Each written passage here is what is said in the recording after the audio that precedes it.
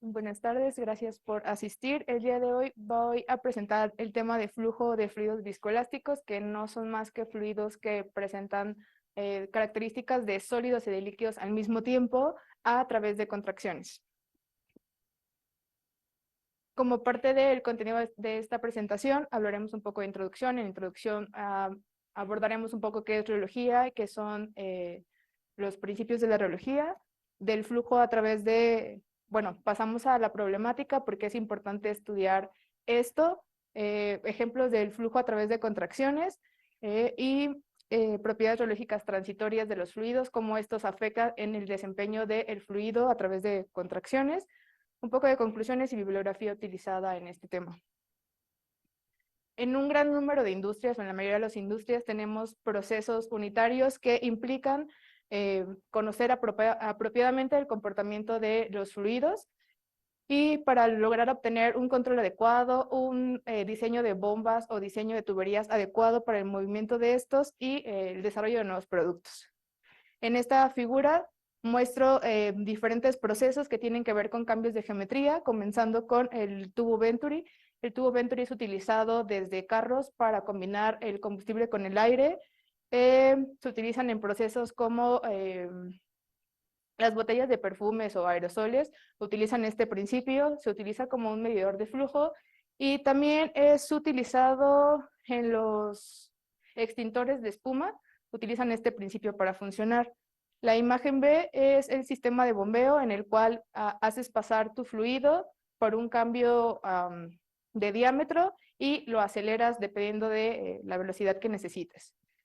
También este tipo de fenómenos se presentan en el cuerpo humano cuando nosotros deglutimos comida. Cuando pasamos comida, la comida pasa por un cambio abrupto de diámetro y se tiene una extensión del fluido, por así decirla, cuando tragamos. Este tipo de fenómeno es importante porque muchas de las personas, tanto adultos como niños, tienen problemas para tragar alimentos y obtener nutrientes. Otra de donde se puede aplicar este tipo de cambio de diámetro es en el moldeo de polímeros.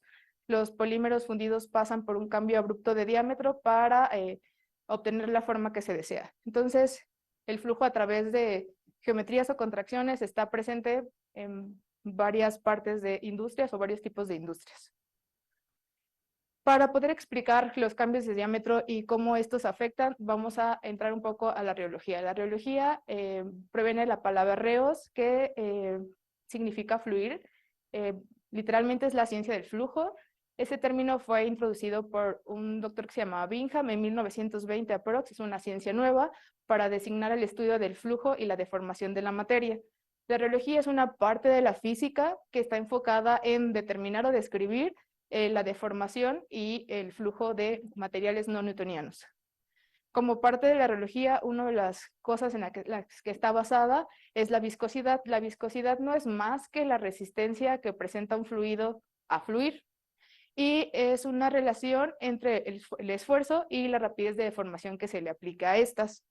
Dependiendo del tipo de deformación y la respuesta que presente el fluido a esta deformación, se podría clasificar en dos: en viscosidad cortante, que está relacionada con el esfuerzo cortante, y la viscosidad extensional, que es esta la que se presenta cuando tenemos un cambio de abrupto de geometrías, que está relacionada con la diferencia de los esfuerzos normales de los fluidos. Cabe recalcar que los esfuerzos son un tensor de segundo orden. El primero es como hacia la fuerza que está aplicando y el segundo hacia dónde se le está aplicando la fuerza. Es una relación entre la fuerza y el área. Si nosotros aplicamos estos esfuerzos a un volumen de control, como se muestra en la figura, obtenemos una matriz de 3x3 de esfuerzos donde la línea nos indica los esfuerzos normales y los que están fuera de la diagonal nos explican los esfuerzos cortantes.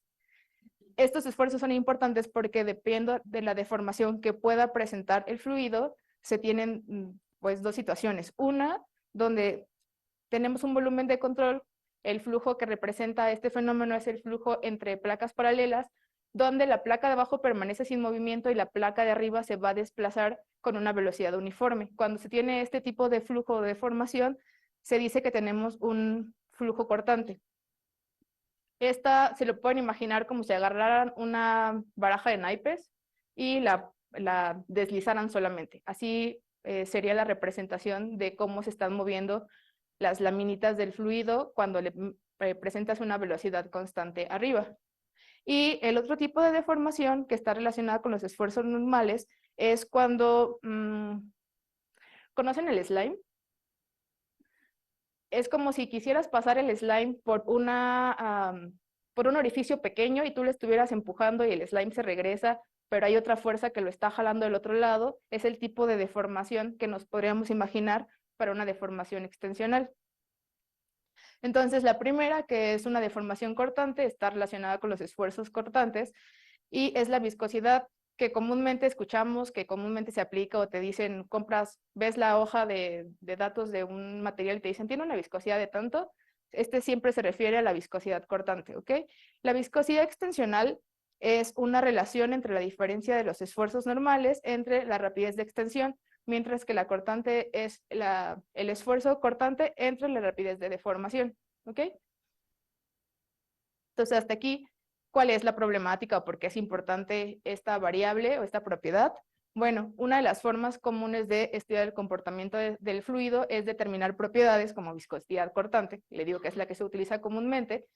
Sin embargo, cuando hay un cambio abrupto de área o una contracción-expansión, además de esta deformación cortante que está presente en el fluido, está combinada a esfuerzos extensionales. Entonces, cuando nosotros queremos considerar modelos viscoelásticos que nos ayuden a predecir mejor el comportamiento, si solo consideramos la parte cortante, la parte extensional la estamos sobreestimando. Y el conocer las caídas de presión, los perfiles de velocidad o parámetros de clasificación de flujo, que más adelante les explico qué es, podemos sobreestimar equipos, hacer que los fluidos no se muevan por donde queremos que pasen o pues gastar de más en la industria al aplicar el tipo de diseño, ¿ok? Para esto se utiliza el estudio de flujo a través de contracciones. ¿Por qué a través de contracciones y no de tuberías? Porque eso nos va a importar cómo se comporta el fluido en los cambios abruptos, ¿ok? Cabe destacar que aún en este tipo de geometrías se tienen los dos fenómenos compitiendo. Tenemos esfuerzo cortante que siempre va a estar en la pared de las geometrías y el esfuerzo extensional se va a presentar en el eje de simetría. Y una de las suposiciones o consideraciones que se tienen que hacer para resolver esto matemáticamente es, bueno, tenemos un fluido en estado estacionario, el fluido va a ser incompresible, tenemos un flujo laminar. En este caso no hay contribución del solvente por el modelo no newtoniano que se utiliza y el proceso es isotérmico. No estamos metiendo todavía temperatura, solo estamos metiendo modelos de viscosidad más complejos. El esquema es una contracción que tiene una curvatura semihiperbólica. La curvatura semihiperbólica se utiliza para disminuir los esfuerzos cortantes en esta parte y que tengamos una velocidad de extensión constante, ¿ok?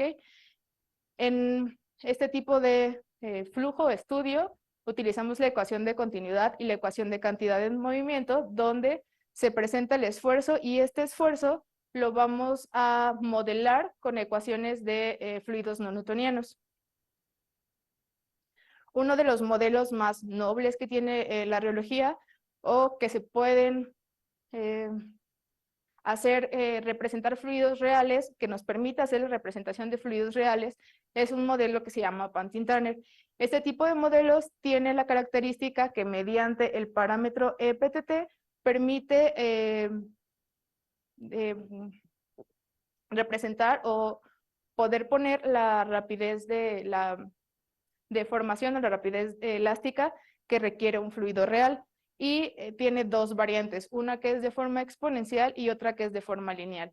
Si ustedes me preguntan, ¿y cuál de las dos utiliza o cuál de las dos me va a ajustar el fluido? Va a depender del tipo del fluido que estemos queriendo modelar. Habrá ocasiones que utilizando la función lineal podemos representar el fluido y en otras necesitamos la representación exponencial. En la figura les muestro cómo es que se comporta la viscosidad cortante para el modelo lineal, que está en línea punteada, y el exponencial está en, perdón, el lineal está en puntitos y el exponencial está en línea punteada. En cuanto al corte no tenemos diferencia significativa o mucha diferencia, pero en cuanto a la extensión los modelos se comportan de manera diferente. Entonces, sí necesitamos ajustar ese tipo de modelos a datos experimentales del fluido para tratar de acercar lo más posible las simulaciones a la parte experimental. En estos tipos de trabajo, lo más común es que se hagan consideraciones que la velocidad en la pared de las geometrías o en la velocidad de la pared de la tubería tome la velocidad como de la pared, o sea, que la velocidad en la pared sea igual a cero, que no tenga movimiento, pero en muchos de los fluidos, por la naturaleza de los fluidos, por las cadenas poliméricas, por cómo están conformados, los fluidos se ha demostrado que tienen un deslizamiento parcial en la pared. Este tipo de deslizamiento se puede observar cuando utilizamos técnicas como velocimetría por imagen de partícula. Podemos observar que las partículas no se quedan estáticas en la pared, sino que tienen un movimiento diferente de cero. Y este deslizamiento se puede representar mediante la ecuación de Navier, en la que nos indica que podemos poner un deslizamiento parcial, es decir, una velocidad diferente de cero, y esa velocidad tiene que ir ligada a una velocidad experimental de los fluidos que se estén trabajando. Otra de las cosas es que mediante la solución analítica a la que se llegó en este trabajo, nosotros podemos poner el diseño de la descripción de la geometría de la curvatura que necesitemos. Es decir, se dejó en función de una función que puedes expresar de diferentes formas para poner geometrías cónicas, geometrías abruptas o geometrías semihiperbólicas. Es una solución generalizada, por así decirlo. El modelo de Pantin-Tanner de forma exponencial, mediante las series de Taylor, nos permite llegar a una solución de la velocidad en la que toma en consideración el deslizamiento parcial, la geometría de cómo va a estar la contracción, y mediante esta ecuación polinomial que se ve un poco grande, podemos despejar la presión y obtener la presión en función de esta ecuación. Tiene 3 raíces, 2 de ellas son imaginarias y solo una ecuación real. Entonces, mediante esta solución podemos despejar la presión sin ningún problema. Esta solución está en función del deslizamiento, pero si ponemos el deslizamiento igual a 0, regresamos a la solución de la condición con deslizamiento 0 en la pared, ¿ok? Y esta solución analítica, en función de series de Taylor, con un solo término, nos ayuda a representar, nos reproduce la solución analítica de la función lineal de la ecuación de Pantin-Tanner. A partir de 3 a 5 términos tenemos un cambio en la variable que estamos trabajando, que en este caso es caída de presión, pero ya de 10 a 15 términos la solución se estabiliza. O sea, podemos ocupar 10 términos de esta ecuación para encontrar la solución. En cuanto a respuesta de perfiles de velocidad, que son los perfiles de velocidad adimensionales a las salidas de la contracción, y en la C y la D se muestran caídas de presión. En el primer caso es un fluido newtoniano, en el segundo caso es un fluido no newtoniano.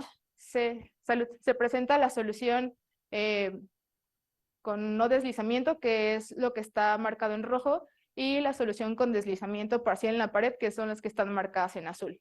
En la primera imagen lo que podemos observar y obtener es que para un fluido newtoniano, la condición de no deslizamiento nos reduce la velocidad máxima que tenemos en nuestra tubería, en nuestra contracción, y también los perfiles que obtenemos. Cuando utilizamos condiciones de no deslizamiento, tenemos obviamente que la velocidad es cero en la pared.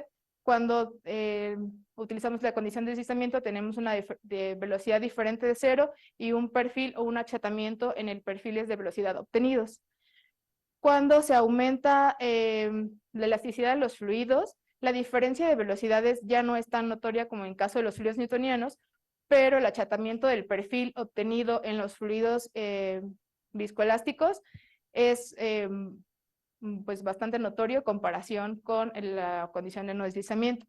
En cuanto a las caídas de presión, cuando consideramos deslizamiento, obtenemos una reducción de aproximadamente el 50% de la caída de presión en comparación de utilizar una condición de no deslizamiento, y es aquí donde se vuelve interesante porque entonces los equipos en la industria están sobreestimados en cuanto a caída de presión, en cuanto a bombeo que le estamos aplicando a los fluidos, y se traduce en una reducción de costos para las empresas.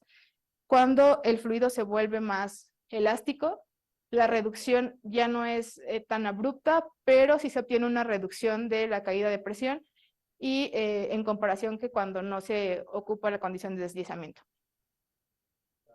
Hasta aquí las conclusiones de este tema es que la solución analítica obtenida pues, nos permite aproximar flujos con un modelo de Pantin-Tanner en este caso y obteniendo reducción en las caídas de presión, achatamiento en los perfiles de velocidad, lo que nos hace poder obtener una estimación de los fluidos reales, ¿ok? La dependencia de la elasticidad de la caída de presión es bastante significativa y la condición de deslizamiento provoca una reducción adicional a esta caída de presión. Y los perfiles de velocidad se ve el efecto de aplanamiento en el perfil, lo cual es importante cuando se requiere calcular la viscosidad extensional de los fluidos. Otro de los parámetros que es muy importante para estudiar ese tipo de fenómenos es la clasificación de flujo. La clasificación de flujo, en pocas palabras, es cuando tenemos un flujo, en contracciones tenemos tres fenómenos interactuando entre ellos. Uno es la rotación del cuerpo rígido, otro es la deformación que se da por los esfuerzos cortantes y la otra es la deformación que se da por extensión. Como tal, no se pueden aislar estos fenómenos, podemos disminuirlos, pero no aislarlos. Entonces, es una forma de saber cómo se está comportando un fluido en nuestra contracción y cuál es el fenómeno o la deformación más importante en las geometrías que estamos utilizando. Entonces, como se puede observar, cuando se ocupa un fluido no newtoniano, y en esta imagen es un fluido newtoniano. El tipo de deformaciones que se da es que en el centro se da mayormente una deformación extensional, en las paredes tenemos mayormente una deformación cortante, que es cuando D es igual a 0, que es como la región gris. Cuando D es igual a -1 tenemos una rotación de cuerpo, y cuando D es igual a 1 tenemos deformación puramente extensional. Entonces, en la línea central es donde se da la extensión pura. En la región del canal de salida o en la reducción del canal tenemos los tres fenómenos interactuando, y para obtener la viscosidad extensional es necesario que la deformación extensional sea constante en el centro de las geometrías. Otra de las cosas en las que se aplica la rheología, y esto es un poquito más teórico, básicamente en todos los artículos que hay en la literatura, suponen el estudio de flujo transitorio, pero poniendo propiedades de viscosidad constantes. Es decir, toman en cuenta una viscosidad constante, analizan el flujo o la transición de los flujos, y esto numéricamente lo hacen porque es más fácil obtener soluciones de este modo. Sin embargo, hay procesos o hay modelos que nos permiten obtener la misma respuesta estacionaria de los fluidos, pero tomando en cuenta condiciones transitorias de estas. Más o menos lo que estoy hablando es que, por ejemplo, en esta figura tenemos la viscosidad extensional y tenemos dos caminos. Si nos centramos solo en un color, por ejemplo, en el color azul, tenemos el camino que tiene un overshoot antes de llegar al estado estacionario, y otro fluido, otro camino que es un comportamiento monotónico, y los dos llegan al mismo estado estacionario. Esto nos permite estudiar primero primero, para comprobar que no estamos haciendo algo mal o algo raro, se estudia el flujo cuando no tenemos ningún cambio de área. Un flujo entre placas paralelas o un flujo en una tubería, y allí el fluido no está sometido a ningún esfuerzo más que el esfuerzo cortante. Entonces analizamos el comportamiento del fluido que tiene un comportamiento monotónico, del fluido que tiene un overshoot y de la solución analítica del canal. El flujo nos da que es prácticamente el mismo a lo largo del canal y el comportamiento entonces del flujo a través de contracciones se va a deber puramente al efecto elástico del material. En este esquema se muestra una contracción en la que se alimenta un perfil plano, le damos una longitud adecuada para que el perfil se empiece a desarrollar y se hace con un estudio computacional de un mallado, ¿no? En este caso, tenemos el eje de simetría, una reducción de 4:1, es 4 veces más grande esto que esto, y muestro las características físicas. Generalmente las independencias de malla para la simulación numérica se hacen calculando una variable, ya sea en la línea vertical antes de que el flujo pase por la reducción de área, podemos graficar presiones o velocidades en esta área utilizando diferentes mallas y sacar una independencia de malla.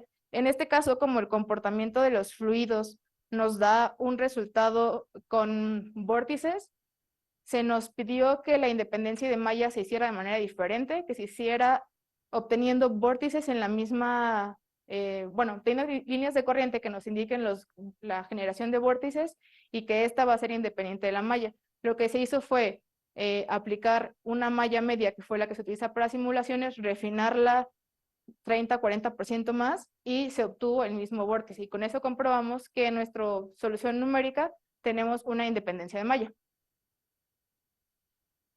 Con estos dos modelos, lo que se hizo fue obtener caídas de presión y de los dos fluidos, el fluido que presenta un comportamiento monotónico y que llega al mismo estado estacionario que el fluido que presenta un comportamiento con un overshoot o rebasamiento de la propiedad. En este caso, se pudo observar que la caída de presión es diferente para un fluido que presenta un rebasamiento que para el fluido monotónico, aunque llegan al mismo estado estacionario. Es decir, el desarrollo de cómo se está moviendo el fluido va a afectar las propiedades de nuestro material o de nuestro fluido. Pero esta diferencia se ve aún más notoria cuando sacamos líneas de corriente de estos fluidos. La diferencia de los estados transitorios si tenemos uno o tenemos otro estado transitorio, se refleja en una formación de vórtices. Estos vórtices van aumentando a medida que aumentamos la elasticidad de nuestro fluido y se van haciendo o van pareciendo vórtices de esquina que van creciendo hasta convertirse en vórtices de esquina con vórtices de labio. Mientras que en los fluidos monotónicos, este vórtice a medida que aumenta la elasticidad va desapareciendo, se van relajando. Se dice que este tipo de comportamiento no se puede comprobar de manera experimental porque nosotros no podemos obtener un fluido, obligar a un fluido que se comporte de una misma forma u otra. Lo que se hace de manera experimental es igual mediante PIB, que es velocimetría por imagen de partícula, es decir, hacen coincidir un láser con que el fluido tenga partículas reflejantes de plata, se ve cómo es el comportamiento de este fluido en las contracciones y dependiendo de la obtención de los vórtices que experimentalmente obtengamos, podemos saber si nuestro fluido tiene un comportamiento transitorio con overshoot o un comportamiento monotónico. Pero per se, pues no podemos saber qué tipo de comportamiento va a tener el fluido. ¿Okay? Y esta formación de vórtices también es una característica de los fluidos que tienen para relajar los esfuerzos a los que está sometido. Entre más crecimiento de vórtice, menos caída de presión vamos a tener y es una forma de aliviar el esfuerzo para que transite por las contracciones. Como conclusiones de esto es que debido a las variaciones significativas en la reología transitoria de los dos conjuntos de parámetros, el modelo de Bautista-Manero nos permite obtener diferencias visibles tanto en caída de presión como en la dinámica de los vórtices que presentan estos fluidos. Tenemos un efecto dominante de la evolución o el comportamiento de los vórtices y este comportamiento es un efecto de la deformación extensional a la que están sometidos, ya que es donde se tienen más separaciones de los comportamientos de las variables y ambos fluidos presentan vórtices, pero el cómo se desarrollan los vórtices es lo que nos da la diferencia entre un comportamiento u otro. Y eso es un poco de la bibliografía que se utilizó. Le damos muchas gracias a Karen por una bonita presentación. Muy clara. Gracias.